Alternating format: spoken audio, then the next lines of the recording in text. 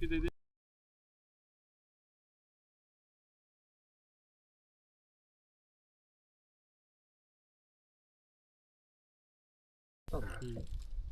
Şu an galiba şurada sabah 2 tekne vardı ya. Orada.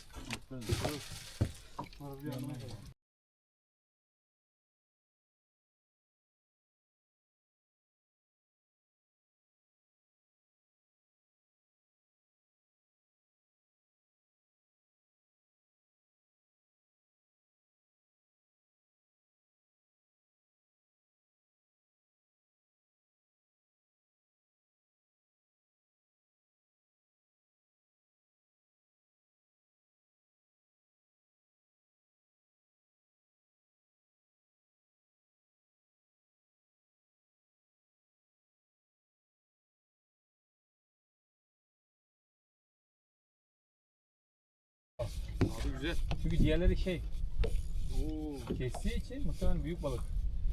güzel balık aldım. Kapatıyor musun? Size söylüyorum. Pangiri olabilir. Herkes balık falan var. Abi çok güzel kapat. Pek yok. Dur bakalım. Ne o? Köpek balığı.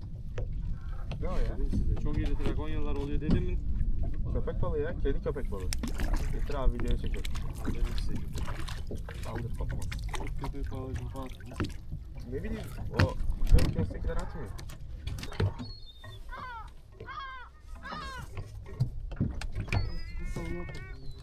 Aa yakaladım. Öyle mi? Hemen aynısı geldi. Bak hareketlere bak. Gitti.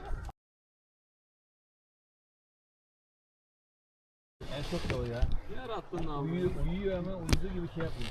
Kontrol alıyor. Ne aldın? Tamam mı? He? Aldı bence. Ben de aldım. Ben de aldım. Herkes aldı. Ben anos yakaladım.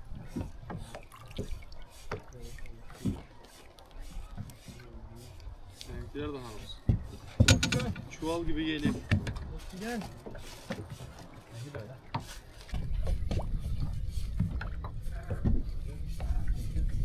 Sen aldın mı? Aldım aldım. Mercandır ya. Aynen kapatım. Köpekler geldiğinde hemen toplayın. Pangiri. Güzel güzel kapatıyor.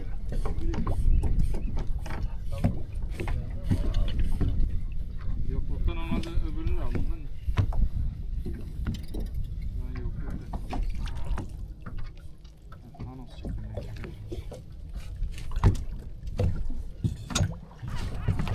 Hangisi abi? Gerisi saldığım geri takılmış olabilir.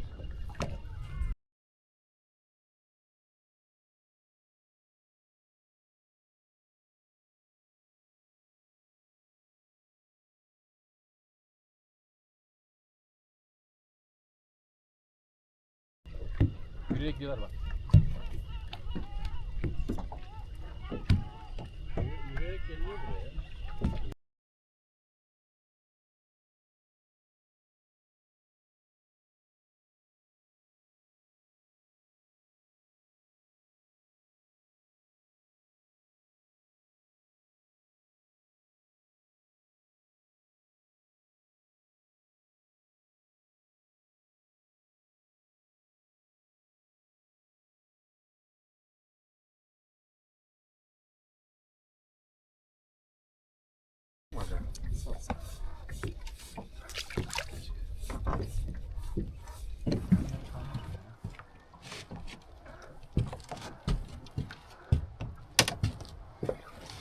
Oo, güzel bir ayarlı.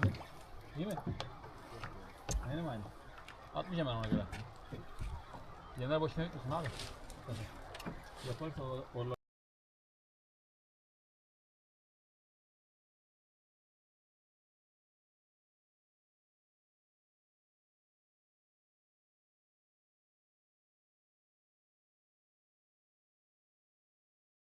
Tabii tutamamış. Yok onlar jig atıyor Satan abi. Atmayın bence. Kapağını at. Evet. Ağzını ayırmasın abi. Var mı Özcan? Hiç oynak da yok ya.